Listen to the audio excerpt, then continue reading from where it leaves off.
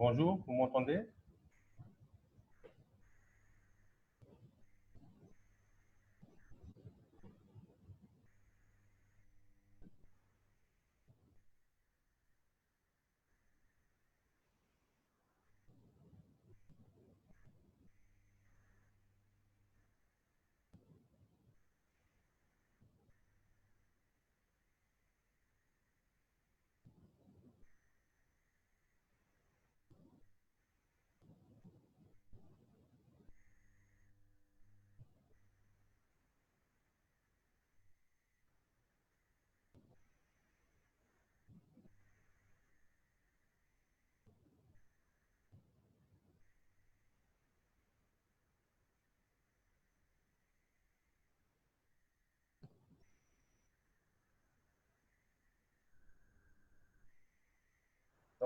Vous m'entendez? Et est-ce que les diapos apparaissent devant vous?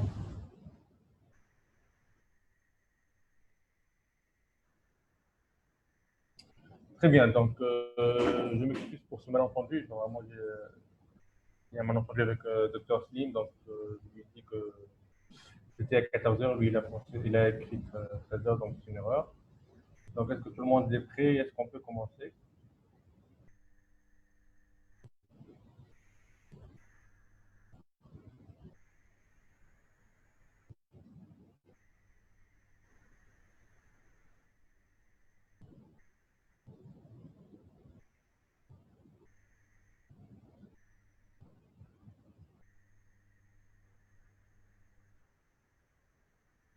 Ok, parfait. Est-ce que vous avez des questions par rapport à la séance dernière des valvulopathie mitrale?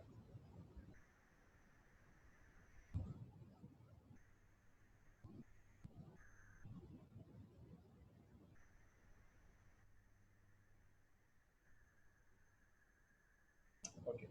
Donc, aujourd'hui, on va parler des valvulopathie aortique. Donc, pour commencer, c'est un obstacle qui est fixe à l'éjection du ventricule gauche secondaire à une réduction permanente de la surface de l'orifice aortique, par atteinte des sigmoïdes aortiques. Donc là, vous voyez ce schéma-là, où c'est une vue anatomique chirurgicale hein, de la valve aortique. Là, on a trois queues. Voilà. Ce que vous voyez là, c'est la surface aortique. D'accord? Donc, le rétrécissement aortique, en général, il est en rapport avec la réduction de cette surface-là qui permet le passage du sang entre le ventricule gauche et l'aorte. Donc, comme toutes les valvulopathies, ça vous devez le retenir. Donc, en Tunisie, la cause la plus fréquente en Tunisie, c'est le rhumatisme articulaire aigu.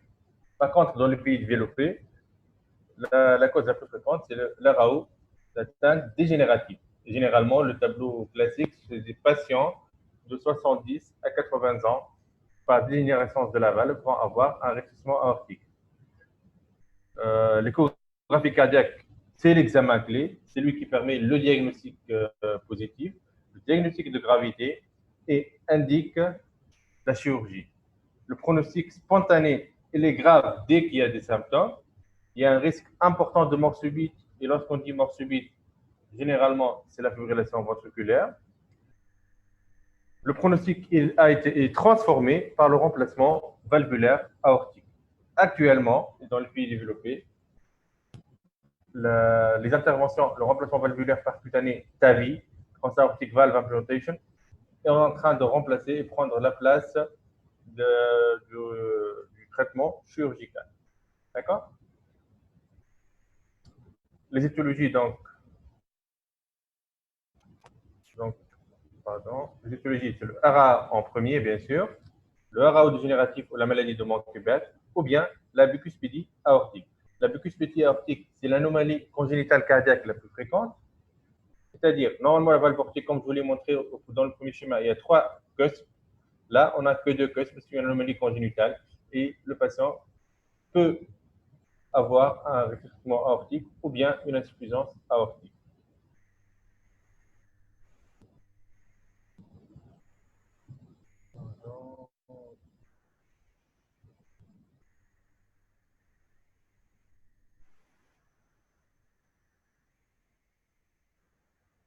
Donc, l'ARAO dégénérative, c'est la maladie de Monckeberg. C'est la même chose. Hein.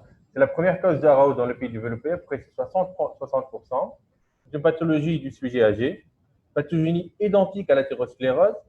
Calcification débutante sur l'anneau aortique et la base valvulaire. Calcifications peuvent s'étendre aux symptômes interventriculaires et peuvent être à ce moment-là responsables de troubles conductifs.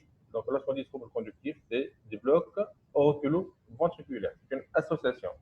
Le rhumatisme articulaire aigu, c'est la première cause de RAO dans le pays, première cause dans les pays sous-développés ou en voie de développement. Âge, généralement entre 20 et 30 ans. Si on pousse bien l'interrogatoire, on va trouver des antécédents de rhumatisme articulaire aigu et d'angine à répétition. La fusion commissurale constitue la lésion anatomopathologique qui fait le RAO, le RAA. L'atteinte, elle est rarement isolée et il s'y associe généralement soit une insuffisance aortique, soit une atteinte des autres veines. D'accord? Donc, pour la bicuspidie, c'est la malformation cardiaque congénitale fréquente, comme je vous l'ai dit. 1 à 2 de la population en général, architecture bicuspide. Donc, vous voyez là la différence entre une valve tricuspide et une valve bicuspide, où il n'y a que deux valves. D'accord?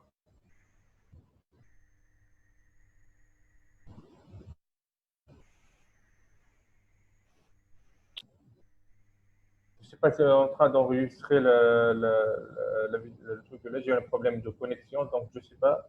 Et j'ai peur que je perde la séance. Donc, si ça n'enregistre pas là, je vais enregistrer à partir de la prochaine séance. On continue. Les autres causes sont rares, donc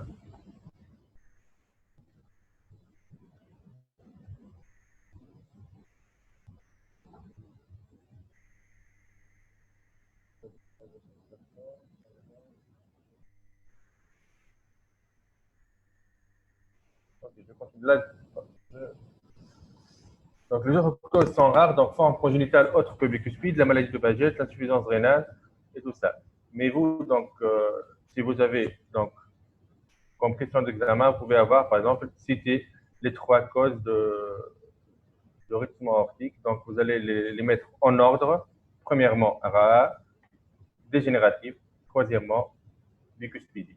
D'accord? Voilà. On passe au deuxième chapitre, qui est la physiopathologie. J'insiste là-dessus parce que moi, je pense la cardiologie ou toutes les pathologies médicales, leur compréhension passe par la compréhension de la physiopathologie. Si on comprend la physiopathologie, on va comprendre le symptôme et par la suite les complications et le traitement. Donc, j'insiste là-dessus.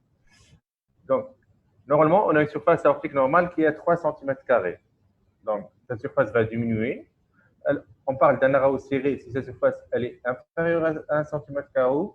Le rétrécissement aortique modéré si sa surface elle est entre 1 et 1,5 cm².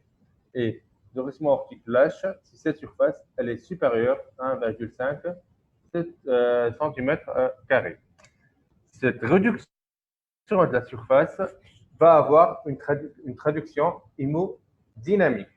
Donc, ça va avoir des conséquences en aval, donc ça va gêner l'éjection du VG, ça va augmenter la pression systolique du VG, on va avoir un gradient de pression entre le ventricule gauche et l'aorte. Est-ce que vous pouvez me répondre est-ce qu'à l'état de base, s'il n'y a pas de rétrécissement aortique, le gradient entre le ventricule gauche et l'aorte est le même ou pas? Dans d'autres termes, par exemple, je vous donne un exemple. Si un patient il a une tension artérielle, une pression artérielle systolique au niveau de l'aorte à 140-90, quelle serait sa pression systolique au niveau du ventricule gauche?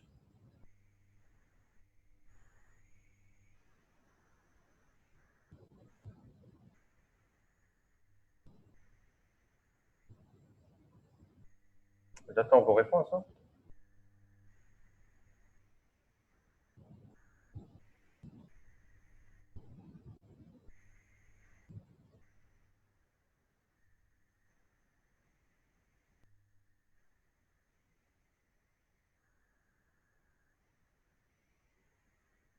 la même, supérieure, supérieure, supérieure, supérieure. Donc, c'est pour ça, c'est pour ça que j'insiste sur la compréhension. Il faut comprendre ce que je vous dis. Donc, normalement, pression du ventricule gauche égale à la pression de l'aorte. On n'a pas d'obstacle à l'éjection. Donc, pression artérielle systolique est égale à la pression au niveau de l'aorte. Par contre, est-ce qu'on a la même pression diastolique ou pas? Vos réponses?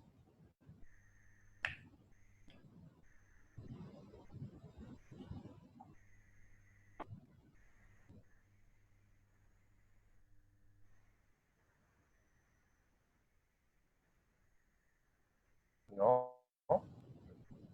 Il n'y a pas d'autres réponses?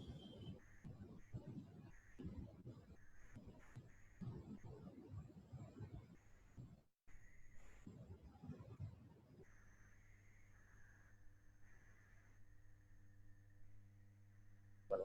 Donc, la pression diastolique au niveau de l'aorte, elle est la conséquence de quoi? Cette pression diastolique au niveau de l'aorte, elle est la conséquence de quoi? Elle est la conséquence de la vasoconstriction au niveau des vaisseaux artériels. Alors, cette vasoconstriction n'existe pas au niveau du ventricule gauche.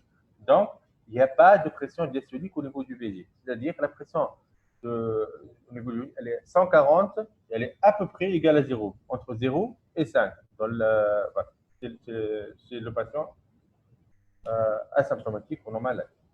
D'accord? Donc, pression VG systolique, elle est la même au niveau de l'aorte et le VG. Par contre, la pression diastolique, elle existe, elle est à 90 au niveau des vaisseaux périphériques, au niveau de l'aorte, par exemple, mais elle est presque nulle au niveau du ventricule gauche. Est-ce que c'est clair pour tout le monde?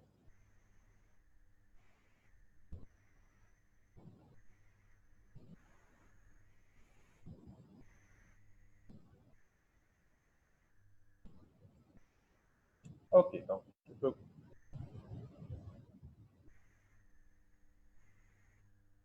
va continuer. Donc, ceci va avoir des conséquences en amont. La première conséquence en amont, nous, donc, la majorité, actuellement, tout le monde fait du sport dans les salles de sport, la musculation et tout ça. C'est quoi le but?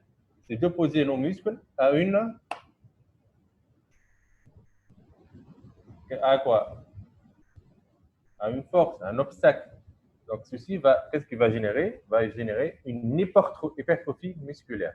Donc, le ventricule gauche va être opposé à une contrainte qui est cette surface réduite. Qu'est-ce qu'il va s'arriver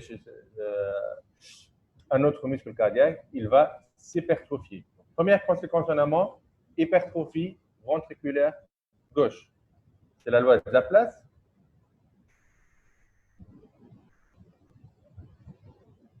Ouais, ouais. Donc, vous voyez là comment le muscle est hypertrophié. Donc, hypertrophie ventriculaire gauche, mécanisme compensateur, mais mais conséquences sur la fonction myocardique. Qu'est-ce qui va se passer? Donc, on a un ventricule gauche qui est hypertrophie. Ceci va altérer sa fonction diastolique. Ça va altérer sa compliance. Donc, augmentation de la pression télédiastolique du VG. Ça va générer une augmentation de la pression au niveau de l'oreillette gauche, augmentation de la pression capillaire pulmonaire, œdème interstitiel, dyspnée.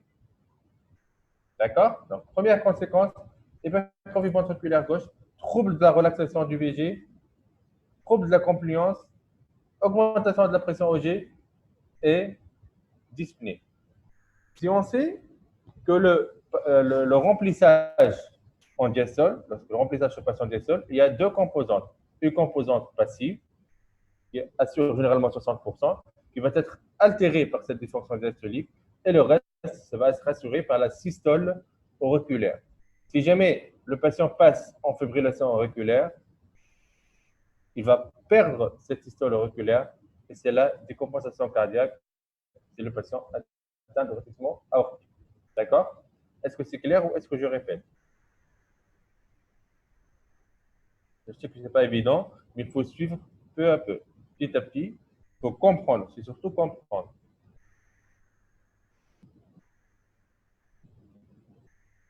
C'est clair pour vous ou non? Ok, on va répéter. Donc, on a dit, on a un obstacle au niveau de l'éjection du ventricule gauche. Donc, qu'est-ce qu'il va se passer? Notre muscle cardiaque va s'hypertrophier. Lorsque un muscle s'hypertrophie, il va perdre de son élasticité, il va perdre de sa compliance. Nous, on a besoin de la compliance parce que cette compliance-là, pour le remplissage diastolique, c'est-à-dire le passage du sang de l'oreillette gauche vers le ventricule en diastole. Ce remplissage, il a deux composantes, une passive et une active. C'est la composante passive qui est altérée à cause de cette perte de la compliance. Si jamais le remplissage entre le l'OG et le VG en diastole est gêné, qu'est-ce qu'il va passer? Il va y avoir une stagnation du sang au niveau de l'oreillette gauche, augmentation de la pression de l'oreillette gauche. Ce sang-là, il parvient d'où? Il parvient des veines pulmonaires. Donc, les veines pulmonaires vont avoir régurgitation du sang vers les capillaires pulmonaires, passage du sang au niveau de l'interstition pulmonaire, il va y avoir une dyspnée. D'accord? C'est clair pour tout le monde? Ok, parfait. Là, au fur et à mesure, je vais faire un petit rappel. Donc, vous allez me dire, donc, on a une hypertrophie ventriculaire gauche. C'est quoi les signes ECG de cette hypertrophie ventriculaire gauche?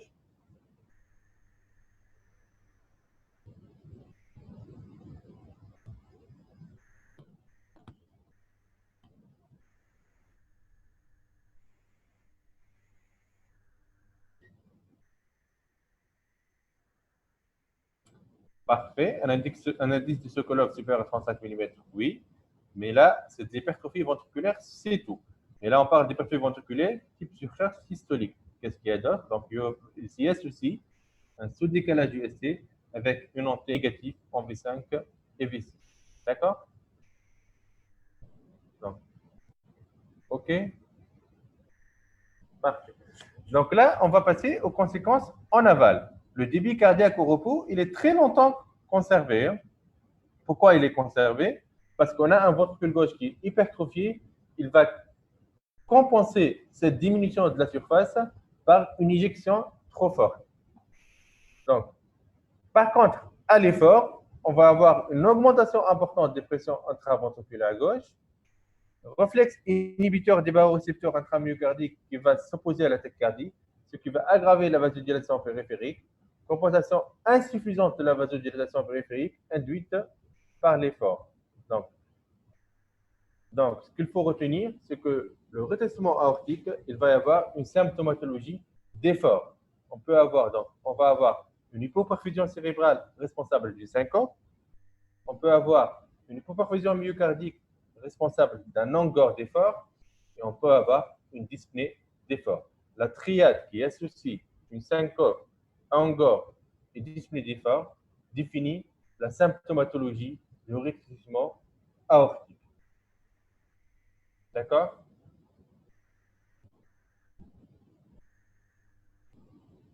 Est-ce que c'est clair? Donc, on a deux conséquences. Une conséquence en amont, c'est l'hypertrophie ventriculaire gauche et la dysfonction diastolique. En aval, on va avoir une diminution de la perfusion périphérique qui va être responsable d'une syncope d'effort, angor d'effort et dyspnée d'effort. C'est clair pour tout le monde.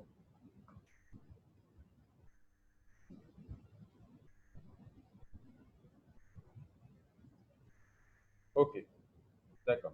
Donc, conséquence de la circulation coronaire, augmentation des besoins myocardiques en oxygène, augmentation de la masse myocardique par l'hypertrophie ventriculaire gauche, diminution des apports en oxygène, gêne de la perfusion myocardique, diminution de la réserve coronaire, ischémie myocardique, peut donner des fibroses, responsable de troubles du rythme, notamment de TV et FV. Dysfonction VG systolique, elle est très tardive. Lors du rétrécissement aortique, on a une dysfonction du ventricule gauche tardivement, à un stade très avancé. Et il faut opérer les patients avant qu'on arrive à la dysfonction ventriculaire gauche. D'accord? Donc, pour le rétrécissement aortique, si jamais dans un QCM, vous avez, est-ce que la valvulopathie aortique s'accompagne d'une dysfonction systolique au début? La réponse est non. C'est la question est posée de cette façon-là. Est-ce que le rythme aortique qui évolue depuis très longtemps peut s'accompagner d'autres fonctions VG? La réponse est oui. D'accord?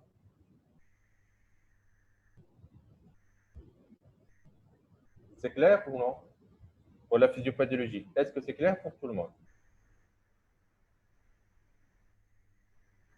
Parfait. Donc, je vais vous tester.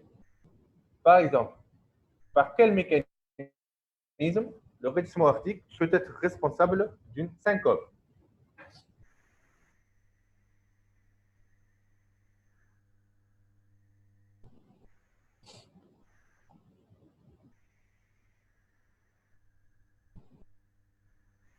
Hypoperfusion cérébrale, hypoperfusion cérébrale, hypoperfusion cérébrale. Donc là, vous avez donné un mécanisme sur trois. Il en reste deux.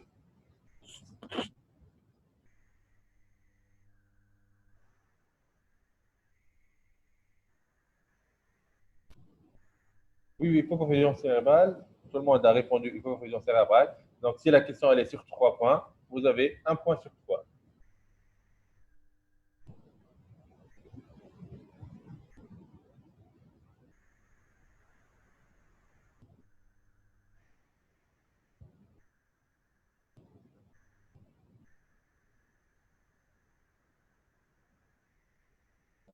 Donc, je vais vous répondre. Donc les deux, donc première cause, bien sûr, c'est l'hypoperfusion cérébrale.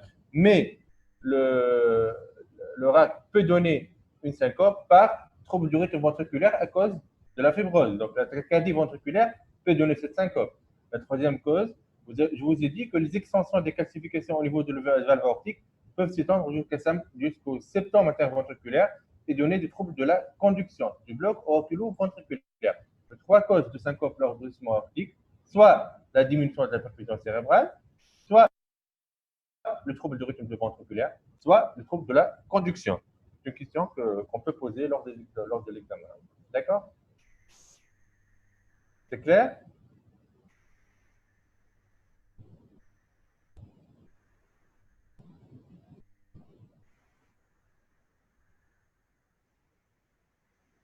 Ok, donc on peut avancer et là on va passer à l'étude clinique.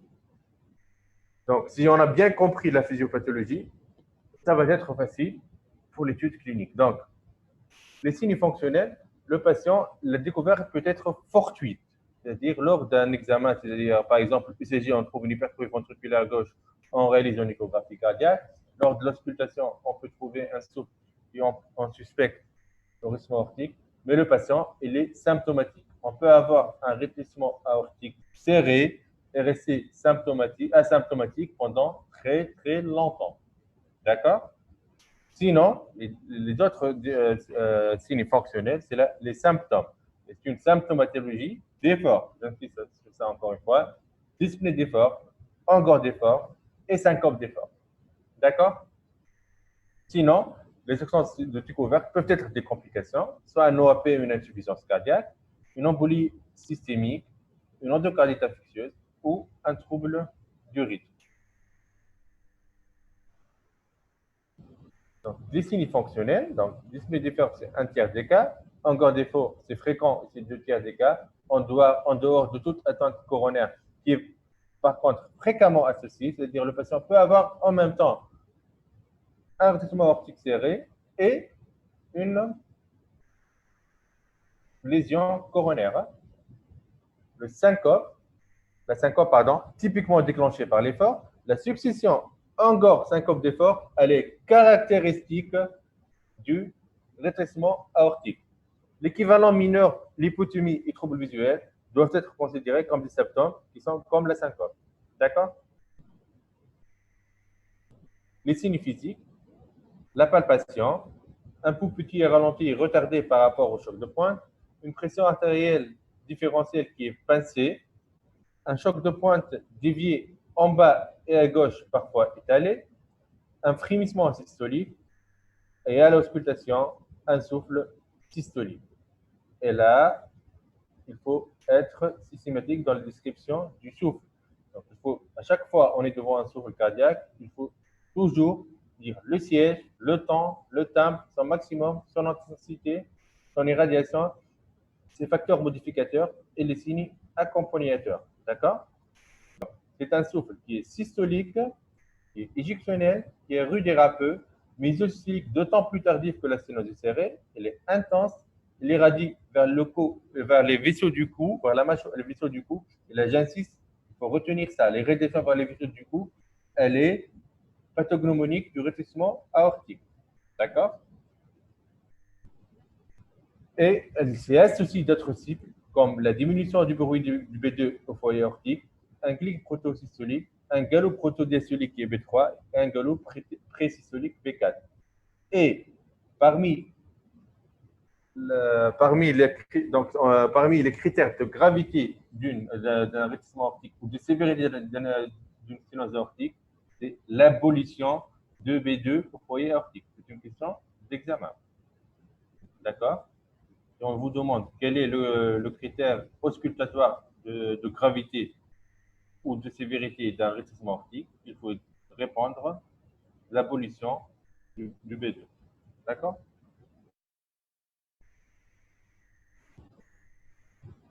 Voilà, je sais que vous avez des difficultés à cerner entre B1 et B2. Ce schéma vous explique quand est-ce qu'on a B1 et quand est-ce qu'on a B2. Donc B1, c'est au niveau de la systole auriculaire. Ça commence avec la systole auriculaire et avec la fermeture de quoi? Des valves mitrales et l'ouverture des valves aortiques. Et B2 correspond à la fermeture des valves aortiques. D'accord? Et tellement la valve aortique, elle est très calcifiée, c'est qu'on n'entend plus sa fermeture au B2 lorsqu'elle le RAO il est très serré. C'est comme ça, on parle d'abolition du B2 au foyer aortique.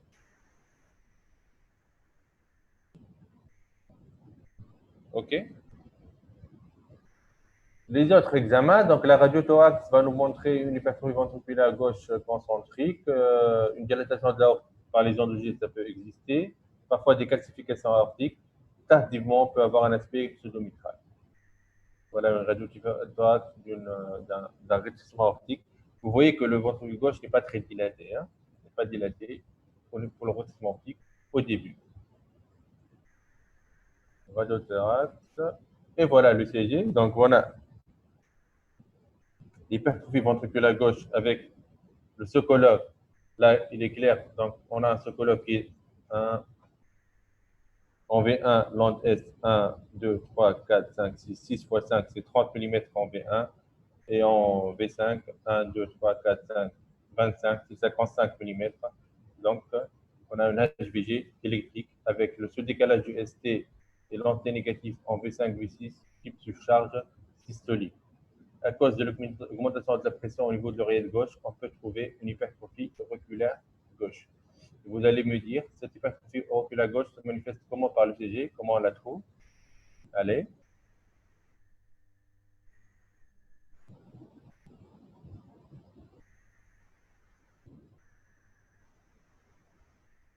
Allô.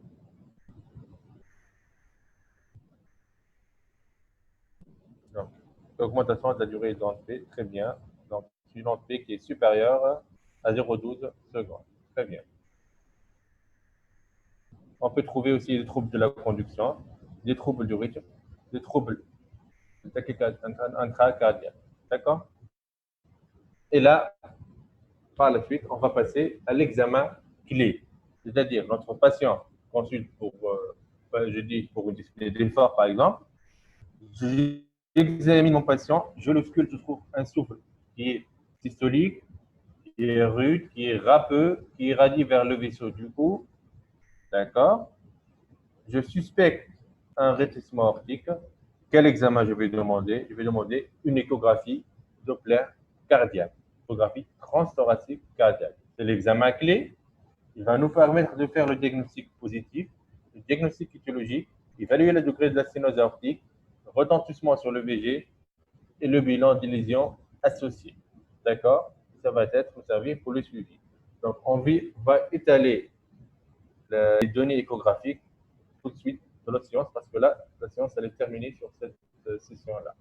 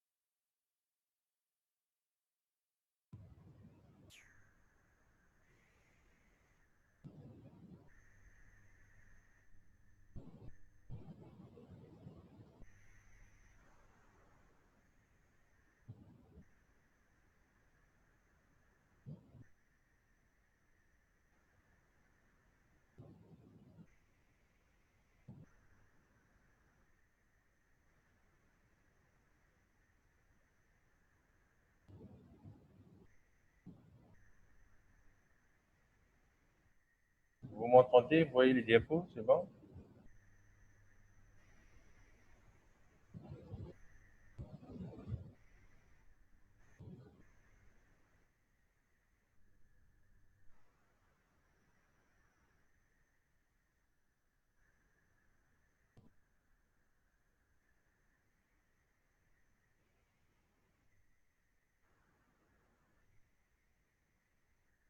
Ok.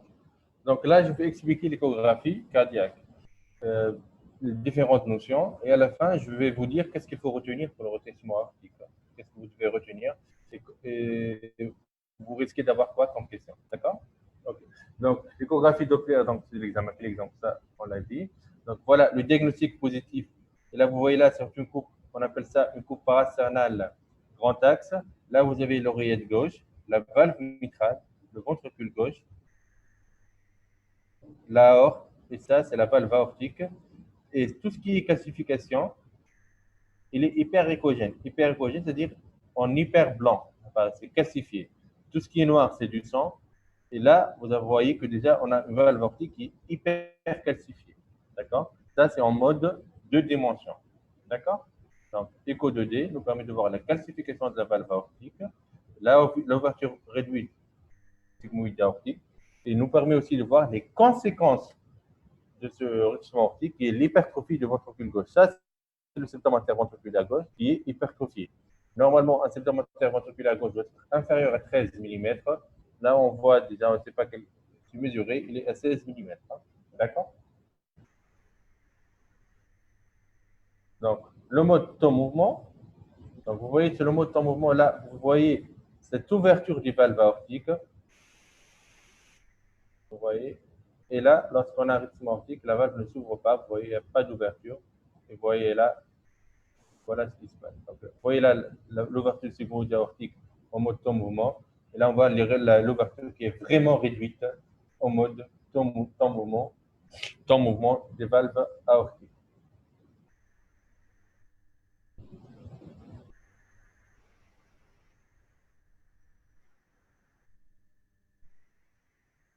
OK? Bon, voilà. Là, on est sur une coupe qu'on appelle ça 5 cavités. Ça, c'est le ventricule gauche, ça, c'est l'aorte, ça, c'est la voie d'éjection. On voit qu'une valve très, très calcifiée.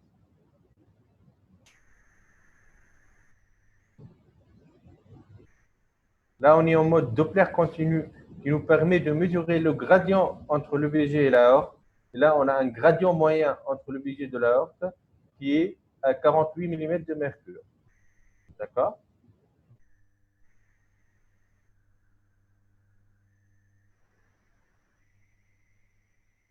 Je sais que ce n'est pas évident pour vous. Je suis en train de vous expliquer les différents modes et à la fin, je vais vous dire qu'est-ce qu'il faut retenir. Ne soyez pas inquiets. Ça, c'est une coupe parasternale petit axe qui nous permet de voir si la valve est bicuspide, tricuspide, les anomalies valvulaires. Cette échographie cardiaque va nous permettre de mesurer le degré de la sténose. Donc, c'est le gradient moyen entre le VG et l'aorte. Un rétrécissement aortique, il est serré. Sinon, on a une vitesse maximale qui est supérieure à 4 mm/s entre le VG et l'aorte. Un gradient moyen VG aorte supérieur à 40 mm de mercure. Là, vous voyez la valve tricuspide, et on a la surface aortique qui est très, très réduite. Vous voyez là, la surface aortique qui est très, très réduite. Donc, voilà le degré de la sténose. C'est une surface aortique qui est inférieure à 1 cm² et une surface aortique inférieure à 0,6 cm² par mètre carré de surface corporelle, ou bien un indice de perméabilité qui est inférieur à 0,25. L'échographie cardiaque va nous permettre d'avoir une idée sur le retentissement sur le ventricule gauche, notamment les parties ventriculaires gauche, mesurer la fonction systolique et diastolique, la fonction EPG, la pression pulmonaire, l'état des autres valves. Et là, je vais vous dire qu'est-ce qu'il faut retenir. Donc, pour retenir que l'échographie cardiaque est un examen qui nous permet de faire le diagnostic positif, le diagnostic étiologique, le diagnostic de gravité et de poser l'indication opératoire. D'accord? On peut vous demander quelles sont les critères de gravité d'un rétrécissement aortique. Il faut dire un gradient moyen VG aorte supérieur à 40 mm de mercure, une surface aortique inférieure à 1 mm carré, à 1 cm carré, pardon, ou bien à 0,6 cm carré par mètre carré de surface corporelle. Une Vmax supérieure à 4 mètres par seconde. Et là, je vais vous dire les pièges. Dans un QCM, vous avez par exemple cette question-là. Un rétrécissement aortique est sévère si la surface aortique elle est inférieure à 1 cm carré. C'est vrai ou pas?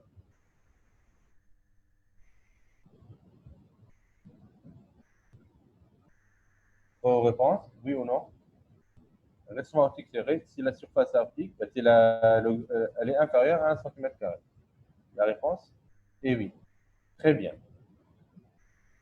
Un rétrécissement aortique, il est serré si la surface aortique elle est inférieure à 1 cm carré par mètre carré de surface corporelle.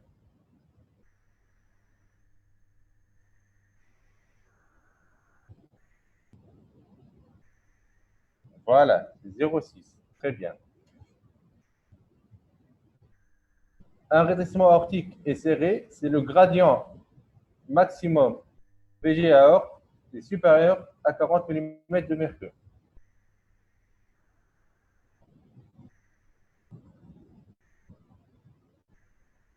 Voilà, vous vous êtes tous trompés. J'ai dit gradient maximum, mais il faut parler d'un gradient moyen.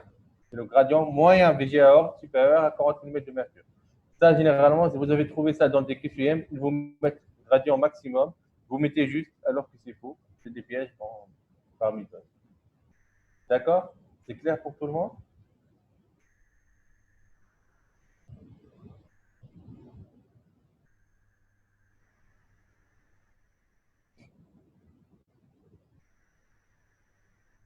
L'échographie transœsophagienne, pardon, elle a peu de place dans le rétrécissement aortique. Hein. Elle peut nous permettre de mesurer la surface aortique par planimétrie, mais vraiment, elle a peu de place. Euh, je ne sais pas qui a dit j'ai pas compris. Qu'est-ce qu'elle n'a pas compris, mademoiselle Hege?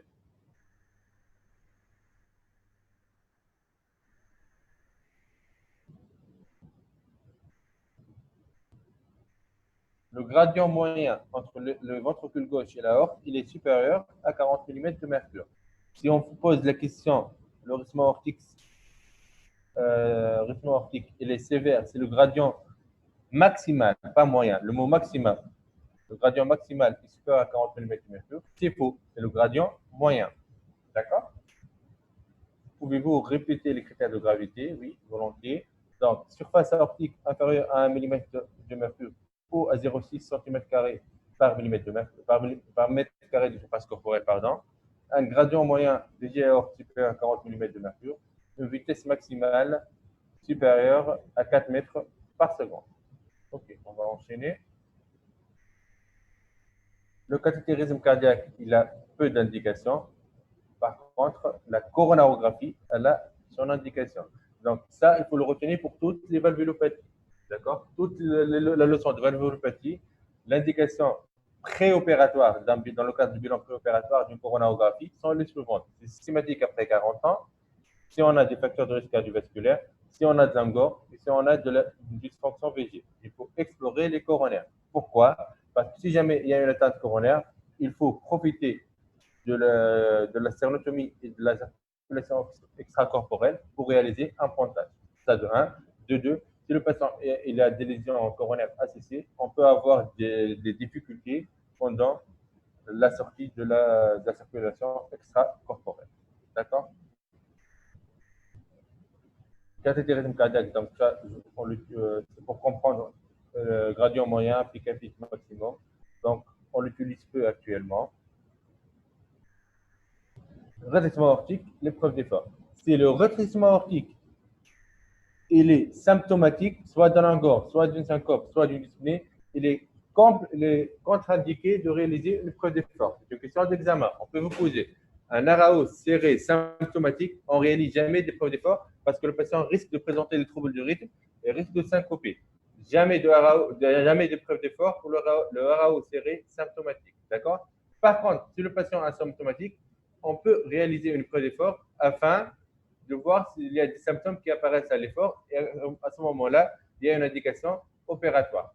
Donc, il y a une indication opératoire si jamais on a un symptôme qui apparaît, si jamais on a une chute de la pression artérielle systolique de 10 mm de mercure, pardon, si jamais on a une arythmie ventriculaire sévère. Est-ce que c'est clair pour tout le monde cette histoire d'épreuve d'effort?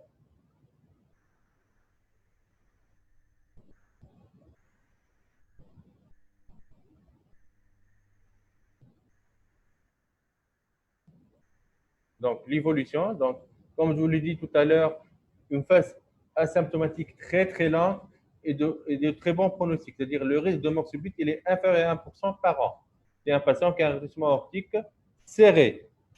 Par la progression de la synose, elle est variable d'un patient à l'autre. Généralement, ça évolue d'une perte de surface aortique de 0,1 cm² par an et un gradient moyen VG aorte qui augmente de 7 mm de mercure par an. Voilà le schéma. Donc, on a pour la survie, hein, elle est à peu près elle est 100% pour une période latente asymptomatique. Et dès que le patient devient symptomatique, la courbe de survie chute considérablement si le patient n'est pas traité. Apparition des symptômes, c'est un tournant évolutif de la maladie. D'accord? Voilà pour expliquer ça. Donc, on peut vous poser des questions là-dessus. L'espérance de vie d'un rétrécissement aortique, si jamais il n'est pas traité. Après un engorge, c'est 4 ans. Après une syncope, c'est 3 ans. Après une poussée d'insuffisance ventriculaire gauche, c'est 2 ans. Après une insuffisance cardiaque gauche globale, c'est 6 mois. L'évolution, donc l'évolution, ce sont les complications que je vous ai décrites tout à l'heure, soit la mort subite, l'endocardite infectieuse, les emboles calcaires, les BAV, l'OAP et l'insuffisance cardiaque, trouble du rythme ventriculaire, dysfonction VG. D'accord? Le diagnostic différentiel, le diagnostic, c'est le souffle systolique. Dans la CMH, par exemple, on différencie un souffle de CMH et un souffle de rythme aortique parce que le RAO, ça irradie vers les vaisseaux du cou, alors pour la CMH, non. Voilà. Et B2, il est conservé, pas de pli. L'hypertrophie ventriculaire gauche, HIA, CMH et tout ça. D'accord? Donc, les formes cliniques. Voilà. Il y a une association très fréquente entre rétrécissement aortique et angiodysplasie colique. Pour ça, on réalise parfois des colonoscopies en préopératoire d'un rétrécissement aortique sur le patient qui présente une anémie, par exemple, ou s'il a des saignements, des réfloragies. D'accord? Voilà, le forme clinique, là, je ne vais pas m'insister trop là-dessus. Et le traitement. Donc, le traitement. Est-ce que, par exemple, vous avez un patient de 60 ans découvert d'un rétrécissement aortique lors d'une consultation pour hypertension artérielle, par exemple. On trouve un souffle systolique au foyer aortique. On réalise l'échographie. Je trouve un gradient moyen entre le VG et l'aorte à 60 mm de mercure, une surface aortique inférieure à 0,5 cm² par mètre carré. Est-ce que le rythme aortique est serré ou non?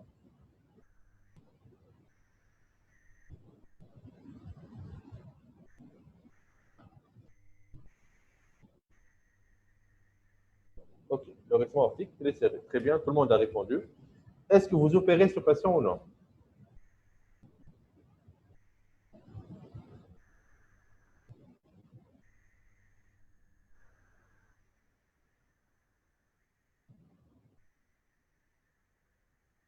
Vous avez dit oui, oui, oui. Eh bien non. Voilà, la question qui se pose, est-ce que le patient est symptomatique ou non? Mon patient, il est asymptomatique. Si mon patient, il est asymptomatique et voilà, si le patient il est asymptomatique, on opère le patient que si on a une preuve d'effort positif ou bien on a une dysfonction VG ou un retentissement de cette valvulopathie. D'accord? C'est le message à retenir. D'accord? C'est clair pour tout le monde? OK. Le traitement médical, il s'adresse aux complications. C'est les diurétiques pour l'insuffisance cardiaque. C'est une fibrillation auriculaire, soit une cardioversion, soit un traitement antiarythmique. L'antibioprophylactie de l'endocardite infectieuse. Prophylaxie, la rechute est rare. Par contre, le traitement interventionnel, la valvulopathie percutanée par ballon, par exemple, elle n'est pas efficace. Le remplacement valvulaire percutané pour les patients à haut risque chirurgical et on est en train de prendre beaucoup de place à la chirurgie valvulaire. C'est ce remplacement valvulaire percutané, le TAVI. On l'indique de plus en plus, même chez les patients à risque intermédiaire. D'accord? Donc, le traitement chirurgical, c'est le remplacement valvulaire aortique. On a deux types de prothèses. Est-ce que vous avez bien compris avec Mehdi la différence entre les deux types de prothèses et quand est-ce qu'on indique l'une et quand est-ce qu'on indique l'autre?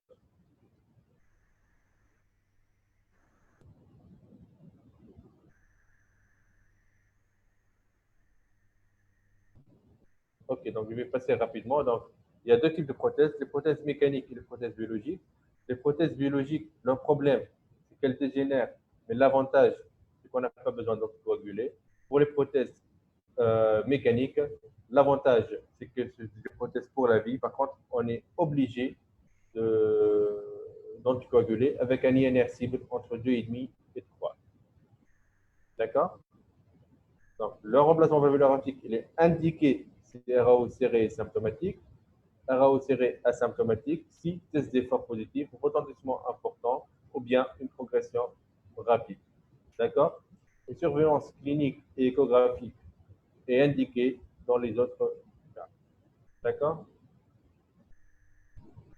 Ça, c'est le tableau pour les indications. Donc, c'est même pas à retenir, c'est juste pour vous dire que ça, c'est les recommandations de l'ESC. Donc, ce n'est pas à retenir à votre stade. Vous retenez que ce que je vous ai dit de retenir. D'accord? Pareil, l'algorithme de ce qu'on fait devant un rétablissement optique. Les complications. Donc, les complications prothétiques qu'on peut avoir précoces et tardives, ça, c'est la même chose pour toutes les valvulopathies. Donc, vous retenez pour une et c'est valable pour toutes les autres. Donc, on a des complications précoces et tardives, soit des recrudescences prothétiques, soit une obstruction de la prothèse, une dégénérescence d'une prothèse, une endocardite infectieuse sur prothèse, des accidents thromboemboliques par thrombose de la prothèse, hémolyse, anémie, accident hémorragique aux anticoagulants. Ce que vous voyez là, c'est les patients, c'est une valve, là c'est une corps-valve, et là c'est une valve Edwards, c'est le remplacement valvulaire aortique percutané, qui est indiqué actuellement dès que le patient est supérieur à 65 ans à l'étranger de le pays développé. On ne perd pas ces patients, on remplace leur valve par voie percutanée, par l'artère fémorale et on met des valves comme ça. D'accord? Un peu voilà la posture, comment se passe. On monte par l'artère fémorale, on arrive jusqu'ici et on largue notre valve aortique. C'est le début. D'accord? Voilà. Pour le bilan préopératoire, est-ce que ça a été bien je pense que Maître il a insisté là-dessus et vous a dit ce qu'il faut pour un bilan préopératoire. Est-ce que vous pouvez me dire le bilan préopératoire du valvulopathie, qu'est-ce qu'on demande?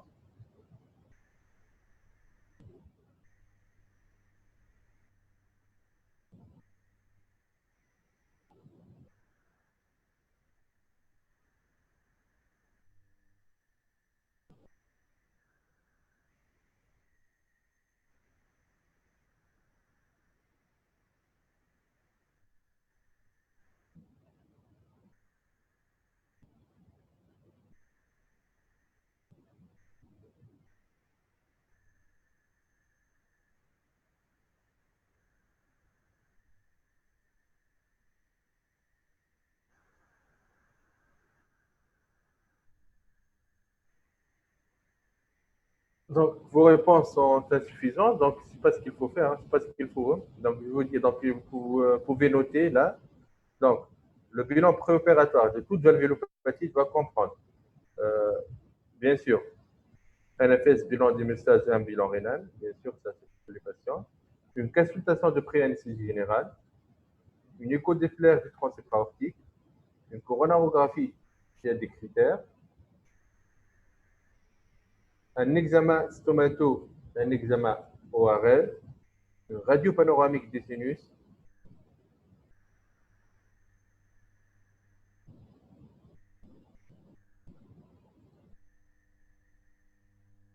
une radio panoramique dentaire. Est-ce que c'est clair? Vous avez retenu? Pourquoi examen DCNU, c'est examen ORL, examen dentaire et examen ORL? Voilà, parce que si jamais il y a des soins, on les fait avant de mettre une prothèse. Donc, on les fait avant la chirurgie. Donc, voilà. Donc, je répète, NFS, bilan du moussage triade, consultation pré-anesthésie générale, radiothorax, coronarographie s'il y a des critères, échodoppler de transsupraortique, examen ORL, examen dentaire, radio panoramique dentaire, radio dessiné. Voilà. Ce chapitre de réduction aortique, là, pour moi, j'ai terminé. Donc, on va enchaîner sur l'insuffisance aortique. Est-ce que vous avez des questions ou est-ce que tout a été clair?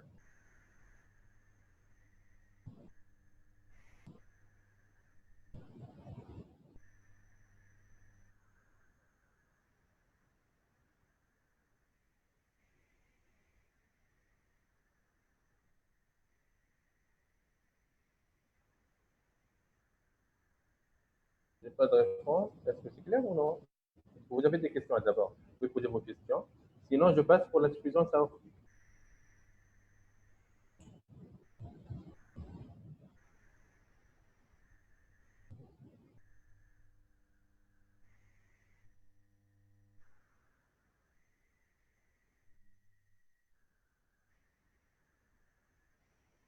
Question l'examen, l'écho et l'examen de première attention. C'est l'examen clé, bien sûr, c'est l'examen clé. Tu suspectes peu importe la valvulopathie, tu suspectes une valvulopathie, il y a un seul examen qui peut te confirmer le diagnostic, c'est l'échographie cardiaque. On peut le remplacer par aucun autre examen. D'accord? Donc voilà, je vois que c'est clair pour tout le monde. Donc on va enchaîner sur l'insuffisance aortique tout de suite.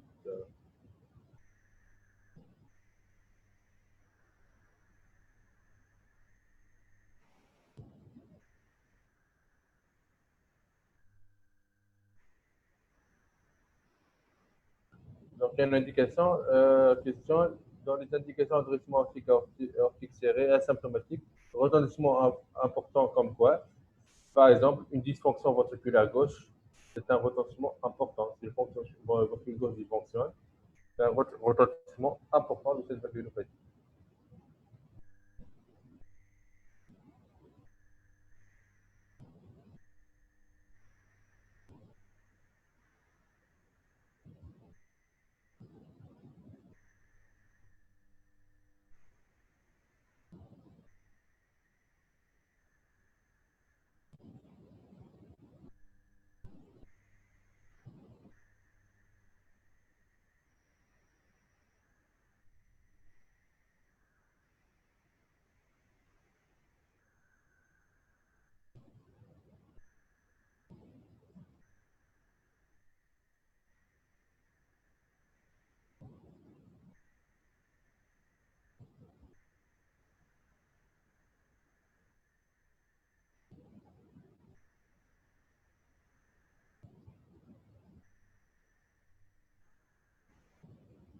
Voilà, donc on va enchaîner par l'insuffisance aortique. Donc, ça va être la même démarche, hein. Donc, j'insiste toujours et encore sur la physiopathologie. Pour toutes les leçons, donc, la partie la plus importante pour moi, c'est la physiopathologie. Donc, si vous retenez ça, tout le reste, ça va être facile, hein. Donc, voilà, définition, introduction. C'est quoi donc la valvulopathie aortique? C'est bien sûr le reflux du sang pendant la diastole de l'aorte vers le ventricule gauche en rapport avec un défaut d'étanchéité des sigmoïdes aortiques. On a bien sûr une nette prédominance masculine. La présentation clinique, elle est polymorphe. Les étiologies sont multiples. Il y a une présentation aiguë et chronique. Donc, les causes dystrophiques et l'endocarditis infectieuse dans les pays développés. En Tunisie, encore et encore, c'est ce rhumatisme articulaire aigu. L'échographie cardiaque, c'est l'examen clinique. Le pronostic est transformé par le traitement chirurgical. Donc, c'est quoi? Donc, qu'est-ce qui va se passer? Donc, régurgitation aortique, soit on a une atteinte de l'aorte initiale, c'est-à-dire l'aorte initiale, elle est très dilaté, l'anneau est large et la fuite elle va être para-annulaire parce que l'anneau où s'implante les valves aortiques il est large, donc on va avoir une fuite par ce mécanisme, par l'élargissement de l'anneau, conséquence de cette atteinte de l'aorte initiale. Par contre, si on a atteint des sigmoïdes aortiques, soit par prolapsus, c'est la dystrophie valvulaire endocardite par l'endocardite infectieuse ou par bicuspidie, rétraction et fusion des commissures, c'est le RAA, mutilation, c'est l'endocardite infectieuse. Donc, les mécanismes multiples peuvent être aussi associés. Les étiologies, donc les IAO chroniques, insuffisance aortique chronique, c'est le RAA en Tunisie, les dystrophies, la bicuspidie aortique, les maladies inflammatoires, ça peut être associé à une cardiopathie congénitale. Ça peut être aussi post-radie. L'insuffisance aortique aiguë, c'est la dissection de l'aorte, endocardite infectieuse et traumatisme. Si on a une insuffisance aortique aiguë, deux diagnostics, soit c'est une dissection de l'aorte et la dissection va s'étendre de l'aorte ascendante vers les sinus et vers les valves aortiques, ou bien c'est une endocardite infectieuse par mutilation. On continue. Donc, l'IAO rhumatismal, c'est en déclin. Étiologie la plus fréquente en Tunisie, c'est généralement l'adulte jeune. On a un épaississement, une rétraction des feuillets valvulaires. Le mécanisme de reconnaissance aortique, c'est une diastasis sans anomalie de la racine aortique. Une insuffisance aortique chronique, atteinte rarement isolée. Généralement, on va trouver une atteinte valvulaire mitrale associée. Voilà. L'IAO dystrophique, c'est quoi? C'est un groupe très hétérogène, avec des entités anatomiques différentes. L'IAO chronique, on peut avoir une dystrophie valvulaire isolée, c'est-à-dire la dystrophie va atteindre que les feuillets aortiques qui sont fins et pellucides. Le principal mécanisme de la regurgitation dans ce cas est un prolapsus d'un ou de plusieurs feuillets dystrophiques. L'aorte, elle est de taille normale. Ça, c'est dans cette première forme. La deuxième forme, qui est la plus fréquente, la dystrophie de l'aorte ascendante associée. Vous voyez là, ça, c'est le diamètre de l'aorte qui est normal. Et là, on a une aorte qui est très dilatée. Une dilatation anévrismale qui prédomine au niveau des sinus de Valsalva et la terminaison à l'origine des troncs artériels brachiocéphaliques. L'anévrisme de l'aorte,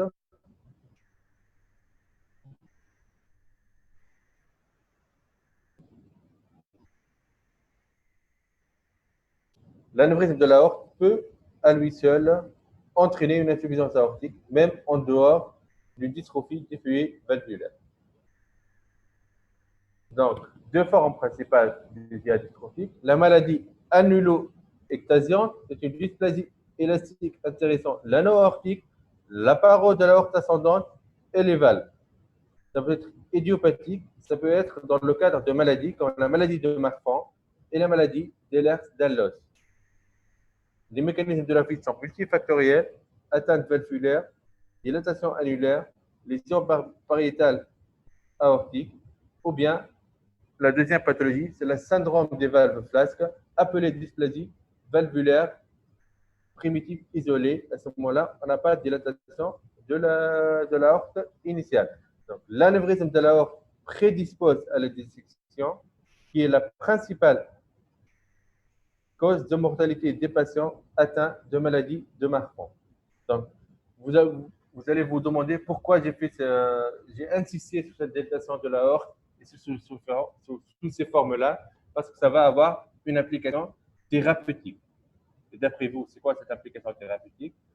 Devant une insuffisance aortique avec une aorte initiale dilatée, on va remplacer les deux, la valve et l'aorte initiale. D'accord? Parce que notre crainte, cette dissection de l'aorte et la dissection de l'aorte, c'est une maladie très très grave, qui est mortelle et qui, même opérée, elle est responsable d'une lourde mortalité, même dans les pays développés. La bicuspidie aortique, donc pareil, 10 à 15% des cas, donne plus de sténose aortique que d'insuffisance aortique. L'altération structurelle précoce de la valve bicuspide liée à l'accentuation des contraintes mécaniques sur les bords libres du feuillet valvulaire. Mécanisme de l'IAO, c'est un prolapsus d'un feuillet valvulaire. Elle s'associe fréquemment à un anévrisme de l'aorte ascendante. C'est-à-dire, dès qu'on découvre une bicuspidie, on doit mesurer systématiquement l'aorte ascendante qui va être généralement dilatée. L'insuffisance aortique, elle est chronique. Elle peut être responsable d'IAO aigu, soit en endocardite infectieuse, soit une section de l'aorte. Donc, il faut retenir que la bicuspidie aortique peut donner les deux pathologies. Elle peut donner un réciment aortique, elle peut donner une insuffisance aortique, et elle peut donner les deux en même temps. On parlera à ce moment-là d'une maladie valvulaire aortique. Les aortites inflammatoires, comme les maladies de système, autre étiologie, d'autres causes de cardiopathie congénitale associée, IAO post-radique. D'accord? Donc, sinon, les insuffisances aortiques aiguës, il y a la dissection de l'aorte. C'est l'insuffisance aortique qui se rencontre dans les dissections intéressant la partie proximale de l'aorte ascendante. C'est la dissection type A. Mécanisme, lorsque le faux chenal se situe à proximité de l'orifice aortique, ça peut entraîner une regurgitation par l'intermédiaire d'une disjonction commissurale ou plus rarement d'un prolapsus valvulaire. IAO aigu, donc endocardite infectieuse, c'est 10% des cas. Les lésions végétation absédano, le tableau il est foudroyant. Le mécanisme de la régurgitation, c'est des lésions mutilantes des feuilles valvulaires qui sont la conséquence directe de la profilation bactérienne. L'endocardie survient sur les valves préalablement lésées ou sur des valves saines. Donc, on voit ici une perforation de la sigmoïde aortique lors d'une endocardite infectieuse. Pareil, vous voyez là, ça c'est une valve normale, ça c'est une valve mutilée par une endocardite infectieuse, par une atteinte bactérienne. Et cette valve va fuir et va donner une insuffisance aortique aiguë. D'accord? Est-ce que ce chapitre d'étiologie est clair pour vous tous? Donc, c'est bon?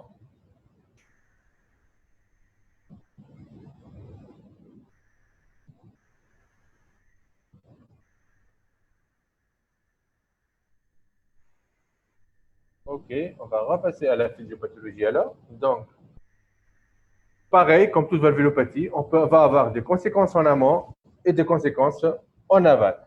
Les conséquences en amont, qu'est-ce qui va se passer? Le VG va être soumis à une double augmentation de la chape. C'est-à-dire, on est en diastole. Donc, en diastole, le ventricule gauche va recevoir normalement le sang de quelle structure au cours de la diastole? Elle est répandée. Donc, en diastole, le ventricule gauche va recevoir du sang de quelle structure en diastole?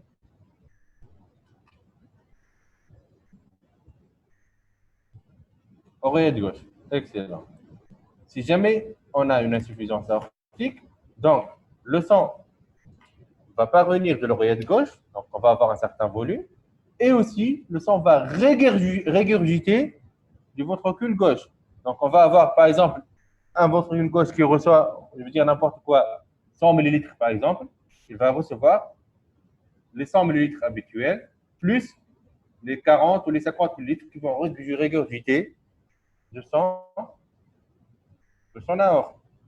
À ce moment, qu'est-ce qu'il va y avoir?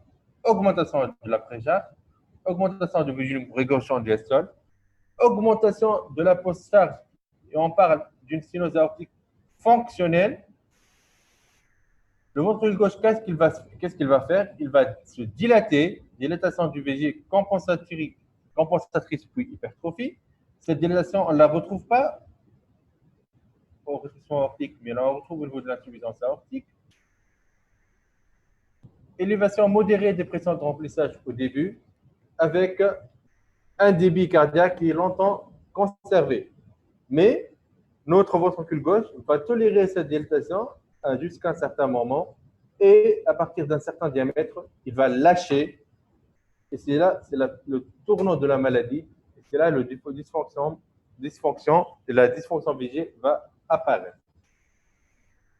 Donc, Tolérance hémodynamique va dépendre du volume régurgité, du caractère aigu ou chronique de la régurgitation. Les déterminants du volume régurgité sont la surface de l'orifice régurgitant, la durée de la diastole et la différence de pression diastolique transvalvulaire.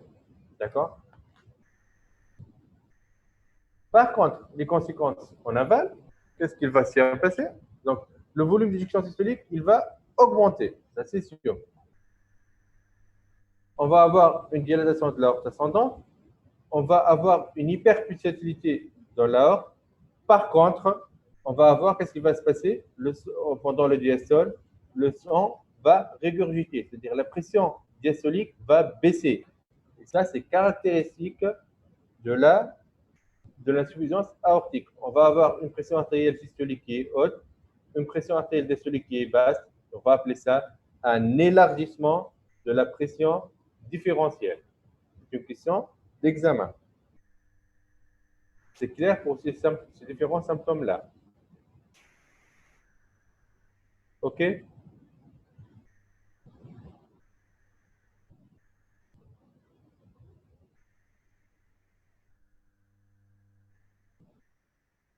Très bien. Donc, on continue. Conséquences sur la circulation coronaire. Donc, d'après vous, la perfusion coronaire, elle est assurée à quel moment? En diastole ou en systole?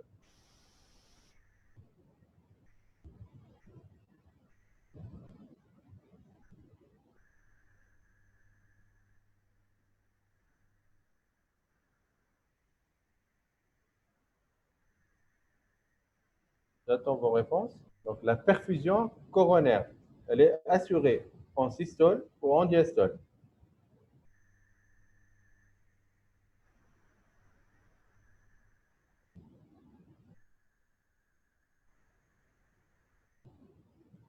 J'ai pas de réponse.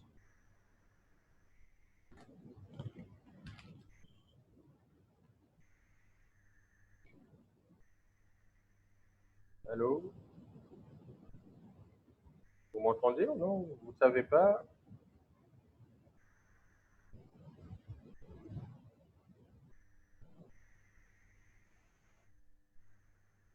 Voilà. En diastole, donc plus de 80% du remplissage, de la perfusion coronaire, elle est assurée en diastole. Donc, c'est pour ce cas, cette baisse de la pression artérielle diastolique va être accompagnée d'un encore d'effort. Donc, effondrement de la pression artérielle diastolique, diminution de l'apport en O2, l'augmentation de la masse myocardique en rapport avec l'hypertrophie ventriculaire gauche, on va avoir une insuffisance coronaire fonctionnelle par fibrose et altération de la fonction systolique. OK? L'insuffisance aortique aiguë, contrairement au chronique, le ventricule gauche ne va pas avoir le temps de se dilater et de s'habituer à, à ce volume régurgité. Donc, qu'est-ce qui va se passer? Il va y avoir passage du sang directement vers l'oreillette gauche, vers les capillaires pulmonaires, et c'est l'OAP massif qui est très mal toléré. Si le patient va décider, ce n'est pas opéré à temps. D'accord? Le chapitre physiopathologie est terminé. On va enchaîner sur l'étude clinique et les types de description d'insuffisance aortique chronique volumineuse rhumatismale de l'adulte. Et on va changer de session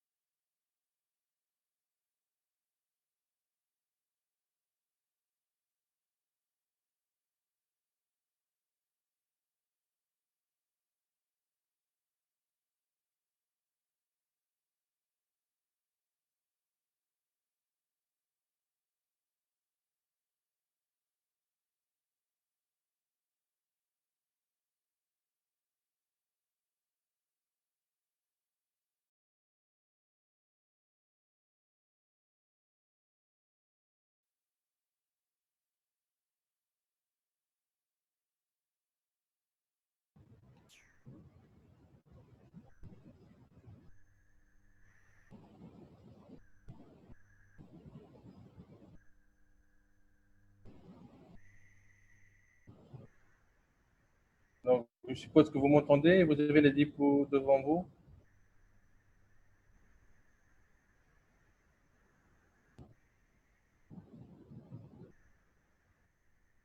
Ok, donc on va poursuivre tout de suite. Donc voilà, donc les circonstances de découverte, donc c'est pareil. Donc découverte fortuite parce que pathologique est longtemps bien tolérée. Donc est-ce que parmi les, les garçons parmi nous, est-ce qu'ils reconnaissent ce joueur de football?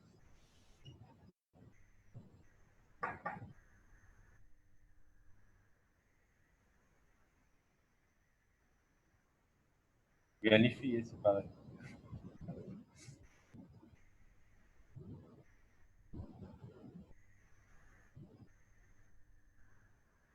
Non, vous ne le connaissez pas? Je ne trouve pas de réponse.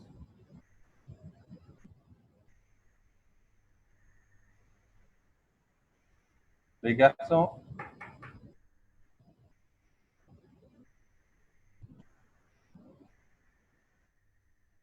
ah, non, pas de réponse. Bon, c'est un joueur nigérien, c'est Nwankwo Kanu, donc, qui a gagné avec le Nigeria les Jeux Olympiques, hein, avec le football du Nigeria les Jeux Olympiques. Ce footballeur-là, à la fin de sa carrière, on a découvert chez lui une insuffisance aortique importante, hein. Ça ne l'a pas empêché de faire une brillante carrière au très haut niveau. Il a joué en Angleterre, aux États-Unis, tout ça. Bon, Koukano, c'est pas Koukano, Firas, hein, c'est Nwan Koukano.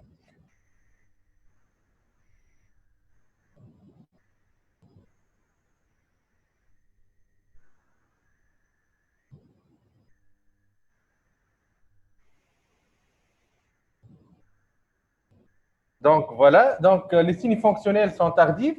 Ça va être des signes d'effort pareil, de longueur, rarement de l'hypothémie, parfois des palpitations. On peut avoir découvrir la pathologie lors de complications comme l'indicalité infectieuse, l'insuffisance cardiaque et les troubles du rythme. Donc voilà, donc ce qu'il faut retenir, donc une pathologie très bien tolérée, donc voilà. Les signes fonctionnels, c'est généralement dyspnée d'effort, de l'endort, parfois de l'hypothymie, des palpitations. L'examen physique donc, va nous montrer à la palpation un choc de pointe qui est accentué, étalé et dévié en bas et à gauche, un frémissement diastolique. À l'auscultation, on va voir un souffle qui est diastolique avec des signes accompagnateurs. Donc voilà, le souffle, c'est un souffle diastolique, il est doux aspiratif, il est protodiastolique et holodiastolique, il est peu intense, il irradie vers le bord gauche du sternum et la pointe, il augmente en expiration forcée et penchée en avant. La durée du souffle, elle est corrélée à l'importance de la fuite, plutôt qu'à son intensité.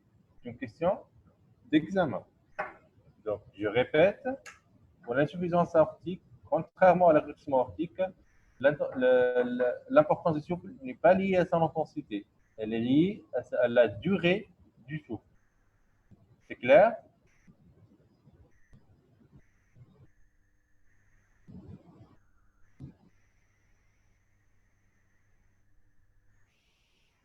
C'est clair pour tout le monde? Voilà. L'examen physique, donc les signes accompagnateurs, donc on peut avoir un souffle syστolique de débit, donc je vous explique ça en physiopathologie. Donc vous pouvez, sur le QCM, vous pouvez avoir cette question-là. Euh, est-ce que l'insuffisance aortique, est-ce qu'on peut trouver un souffle systolique lors de l'insuffisance aortique? Oui ou non?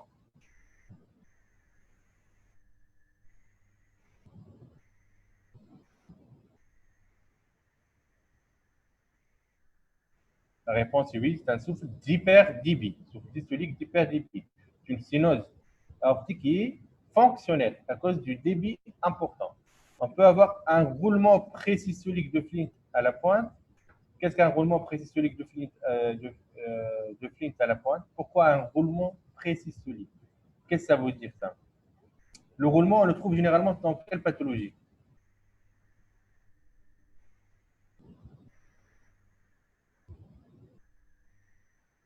Très bien. Le roulement, on va l'avoir dans le rétrécissement mitral. Si on a une insuffisance aortique qui est importante, qu'est-ce qui va passer? Le sang qui va regurgiter de l'aorte vers le VG va empêcher ou va gêner l'ouverture de la valve mitrale. À ce moment-là, on va avoir ce qu'on appelle ce roulement de Flint. Est-ce que c'est clair pour vous? Sinon, je répète.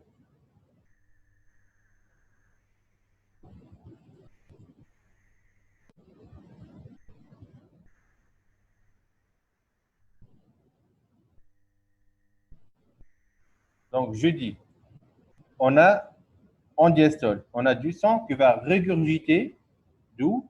De l'aorte vers le ventricule gauche. Ce sang, il est en quantité importante.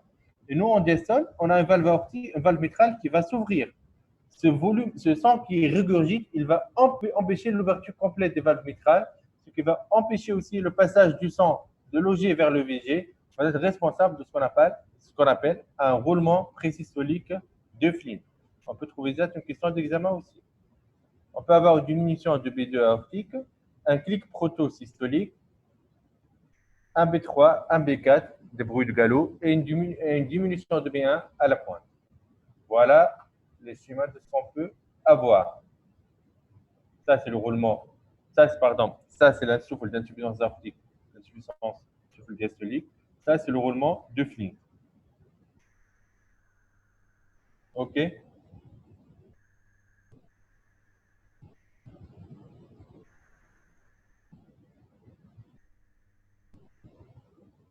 Je continue. Donc, les signes périphériques, ça aussi c'est très important.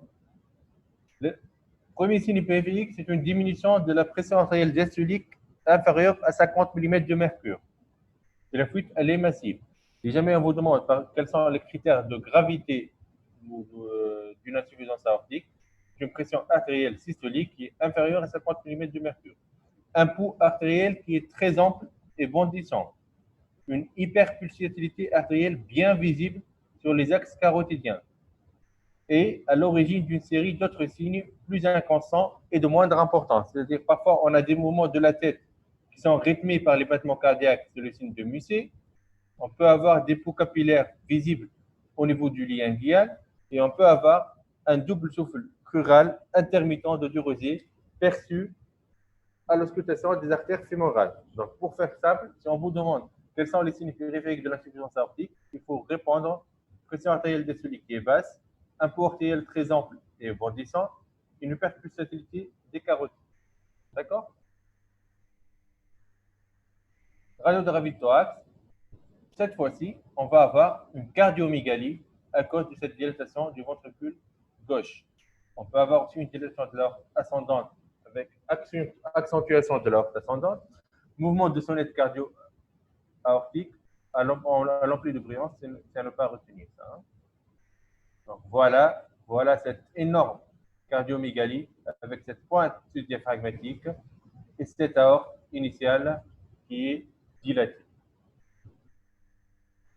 Vous allez me répondre, qu'est-ce qu'on va trouver à l'ECG? Allez, j'attends vos réponses.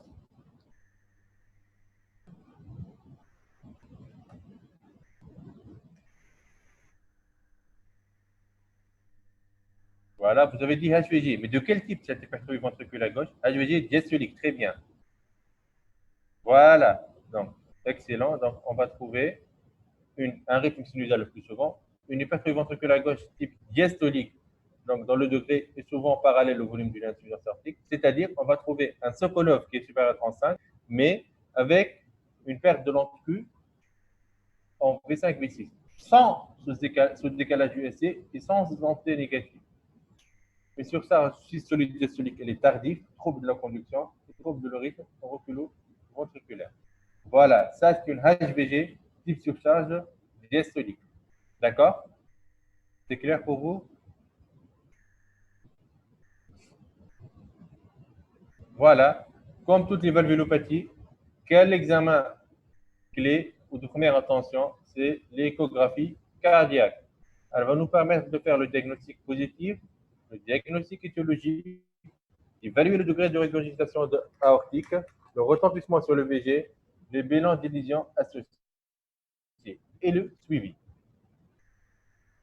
Donc voilà, valve aortique. Donc le diagnostic positif, en mode bidimensionnel, on va trouver un VG qui est dilaté et sphérique, qui est hyperkinétique au début. Mode 2D nous permet de voir si la valve elle est bicuspide ou tricuspide. Mais le mode le plus important pour l'insuffisance aortique, c'est le mode, c'est le mode couleur. Le Doppler couleur qui va nous mettre en évidence cette fuite. Vous voyez là, en mosaïque, là c'est l'aorte, ça c'est le ventricule gauche. Normalement, le sang se dirige par là. On a une régurgitation importante du sang de l'aorte vers le ventricule gauche. D'accord? Donc, Doppler couleur, sensibilité et spécificité de 100%. Mosaïque naissant au niveau du sigmoïde aortique et qui se disperse vers le VG. Pareil, on voit cette fuite aortique par là.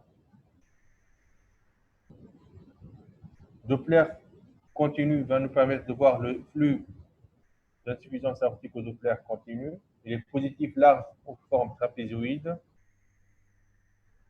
Cartographie du G au Doppler couleur, elle est assurée par le Doppler couleur. Voilà les différentes vues d'une insuffisance aortique. Là, c'est une insuffisance aortique grade 2, elle n'est pas très importante, elle est modérée. Là, elle devient très importante. Grade 4, elle est massive. Vous voyez là que tout le sang régurgite vers le ventricule gauche. Vous voyez là un petit ventricule gauche qui n'est pas dilaté. Et là, on a un ventricule gauche qui est très, très dilaté. Voilà. Donc, ce qui nous permet d'évaluer la gravité d'une insuffisance aortique, c'est le mesure de cela, ce diamètre-là, la vena contracta, c'est le diamètre de G à l'origine. Lorsqu'il est supérieur à 6 mm, on parlera d'insuffisance aortique sévère. OK?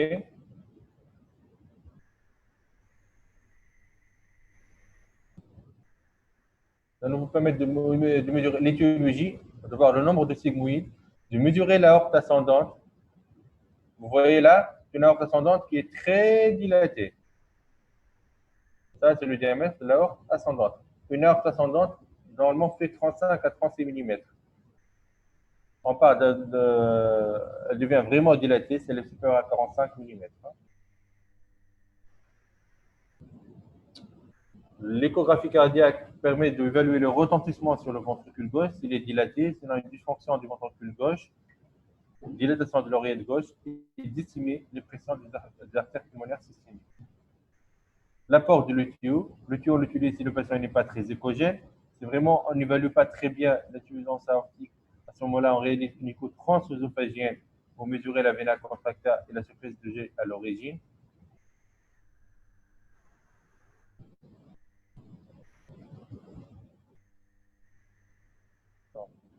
Pareil, le cathétérisme cardiaque.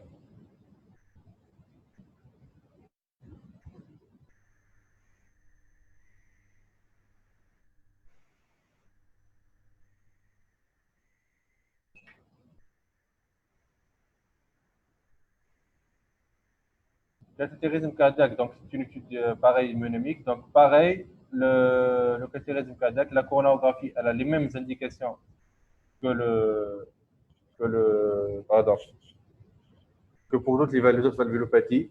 Par contre, si jamais on suspecte une dilatation de l'aorte ascendante, il est systématique de réaliser un angioscanner thoracique ou une angio-ERM. Vous voyez très bien comment cette aorte initiale, elle est très dilatée par rapport à ce segment-là. Vous voyez la dilatation très importante de l'aorte ascendante. Donc, pour l'échographie cardiaque, donc qu'est-ce qu'il faut retenir, bien sûr? Donc, qu'est-ce qu'il faut retenir? C'est que l'échographie cardiaque va nous permettre de poser le diagnostic positif, le diagnostic étiologique, voir les sigmoïdes, est-ce qu'on a un bicuspidie ou non, de voir si l'aorte ascendante est dilatée ou non.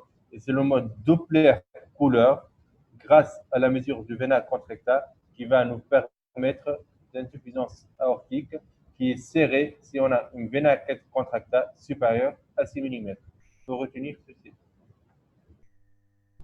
Donc, l'évolution spontanée dépend d'un certain nombre de paramètres: étiologie, le volume regurgitant et la tolérance. Les facteurs pronostiques de l'évolution spontanée sont: les insuffisances aortiques discrètes ou modérées sont longtemps bien tolérées en l'absence de greffe bactérienne. La période asymptomatique est souvent prolongée. L'apparition de symptômes marque un tournant évolutif de la valvulopathie. Les complications, bien sûr, l'endocardite infectieuse, la mort subite par le trouble du rythme, l'insuffisance ventriculaire gauche et l'OAP, la dissection de l'aorte s'observe dans l'insuffisance aortique de la maladie annulo-ectasiante. Lorsqu'on dit maladie annulo-ectasiante, on parlera de maladie de Marfan et maladie de l'herse d'Allos, à retenir. Les formes cliniques: insuffisance aortique aiguë. Le tableau, il est foudroyant. Il y a une très mauvaise tolérance fonctionnelle. Il y a de l'insuffisance cardiaque. Il y a un OAP, un état de choc. La seule chose qui peut sauver le patient, c'est la chirurgie en urgence. Le traitement, donc les moyens d'un traitement médical, c'est le traitement des complications. Traitement diurétique, c'est l'insuffisance cardiaque. Les bêta-bloquants en cas de dilatation de l'aorte ralentit la progression de la dilatation de l'aorte. Prophylaxie de la rechute de l'AAO, c'est l'insuffisance aortique rhumatismale. Et prophylaxie de l'endocardite infectieuse.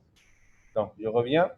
Donc, vous avez un patient de 65 ans, par exemple, 65 ans, qui va être opéré d'une vésicule biliaire,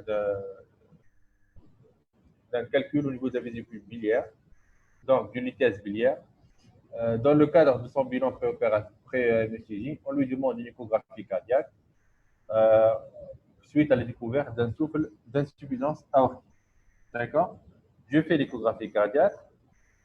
Je trouve chez notre patient un ventricule gauche qui est non dilaté, qui a une bonne fonction ventriculaire gauche, qui est à 65%, et je trouve chez lui une insuffisance aortique sévère. D'accord? Est-ce que j'opère mon patient ou non de sa valvulopathie aortique?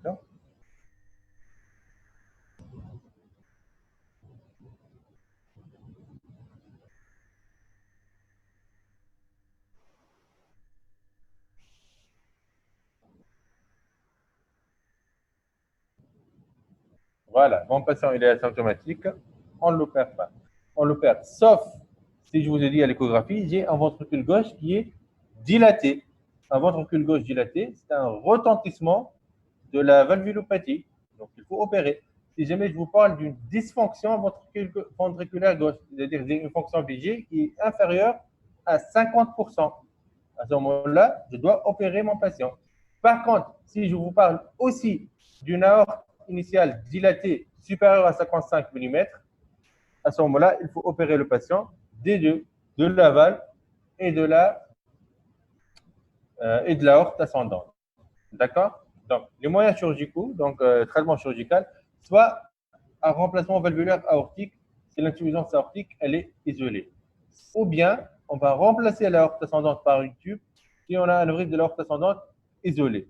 Dans l'autre cas, si on a une insuffisance aortique importante, une aorte ascendante dilatée, qu'est-ce qu'on va faire? On va remplacer la valve, remplacer l'aorte ascendante par un tube et on va réimplanter les coronaires sur ce tube-là, ce qu'on appelle l'intervention de Bentall. Donc, l'intervention de Bentall, elle est réservée aux insuffisances aortiques associées à un anévrisme de l'aorte ascendante. Voilà les différents trucs. Donc, les indications dépendent de la sévérité de l'insuffisance aortique, donc dépendent bien sûr avec du retentissement du VG, des signes fonctionnels, du diamètre de l'aorte ascendante. Donc, les indications: EAO sévère chronique isolé symptomatique, remplacement valvulaire aortique.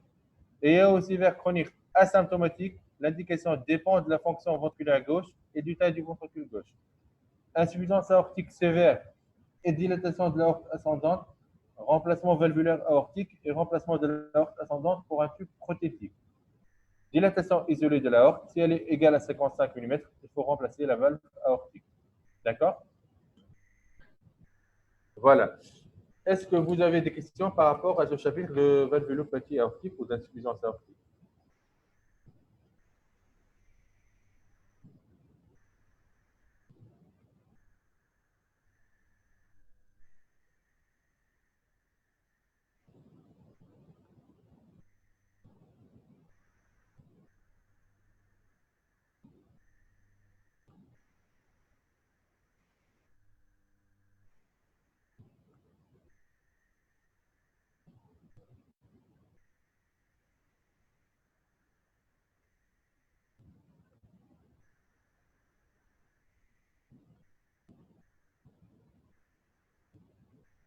Il n'y a pas de questions? Est-ce que vous avez des questions?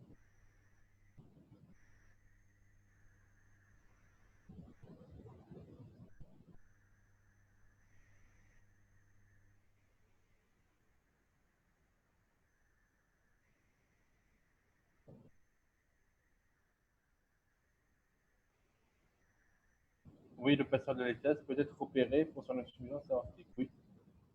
Pourquoi la perfusion coronaire se fait majoritairement en diastole? Parce qu'il y a le sang qui passe. Parce que les coronaires, elles sont situées au niveau des sigmoïdes aortiques, au niveau du sinus, donc près des valves aortiques. En systole, le sang il est éjecté lorsque les valves sont ouvertes, donc les deux sinus sont vraiment, entre guillemets, cachés par les valves aortiques. Lorsque ces valves vont se fermer, le sang va passer au niveau des coronaires.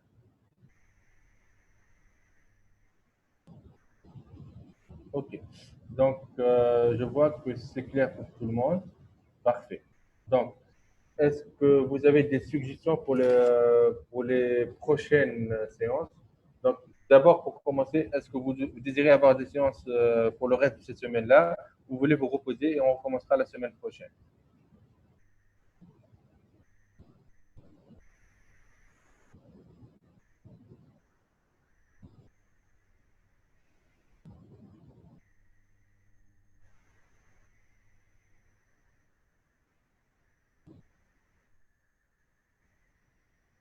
Ok, je vois que tout le monde est fatigué. Donc, ce sera pour la semaine prochaine. D'accord, on va enchaîner ça. Donc, et vous voulez quoi comme leçon? Donc, moi, je vais vous faire l'insuffisance cardiaque. Donc, il y aura l'insuffisance cardiaque. Il y aura l'hypertension artérielle. J'ai vu RM, rétrécissement mitral. Ça a été fait par Dr Slim ou pas le rétrécissement mitral?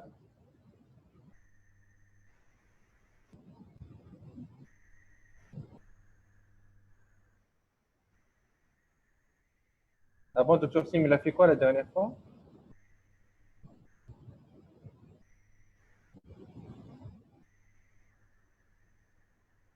Donc, voilà, il a fait IM, RM. Pourquoi vous dites que vous voulez faire le RM? Ah, il a fait que l'insuffisance mitrale? Ah, d'accord. Donc, ok, je lui dirai, il va vous refaire lui-même, il refera le rétrécissement mitral. D'accord. Donc, on fera l'insuffisance cardiaque, hypertension artérielle. Est-ce que vous désirez une séance sur la syncope ou pas?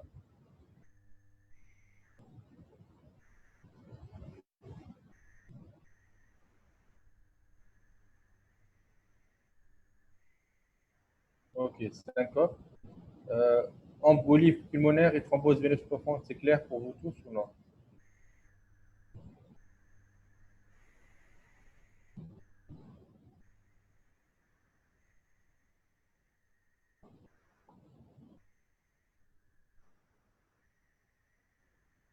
Donc, c'est pas la peine de faire c'est pas la peine de faire l'embolie pulmonaire.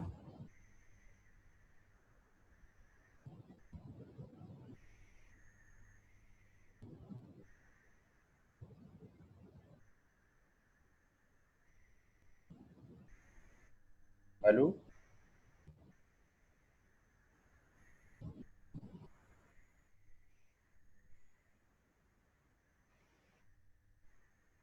Ok, donc pour récapituler, donc on va faire.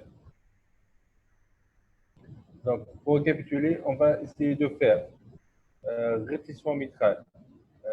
Moi, je vais faire l'insuffisance cardiaque, hypertension artérielle, syncope, et je vous ferai une séance de cas cliniques et de révision en CG. Ça vous va?